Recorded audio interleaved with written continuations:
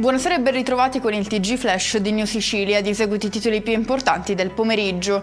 Respinta dall'Ars la mozione di sfiducia nei confronti del presidente della regione Renato Schifani. Si è conclusa così la seduta tenutasi oggi pomeriggio per decidere le sorti del governo siciliano. A presiederla il presidente dell'Assemblea regionale siciliana Gaetano Galvagno.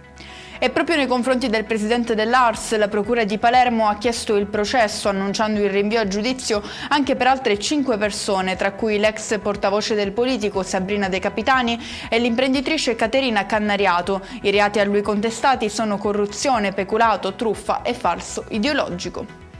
Lutto a Catania per la morte di Salvo Raciti, uno dei titolari del lido catanese Le Capannine. È successo nella notte scorsa a causa, a quanto pare, di un'emorragia interna che avrebbe reso necessario il suo trasporto all'ospedale. Disposto il sequestro della salma a causa della presenza di macchie di sangue che metterebbero in discussione l'ipotesi del malore. Ci spostiamo nel siracusano, precisamente a Ortigia, per il pestaggio di una ragazzina aggredita in pieno centro da un gruppo di coetanee. Gli inquirenti indagano sull'accaduto per identificare le autrici della brutale aggressione.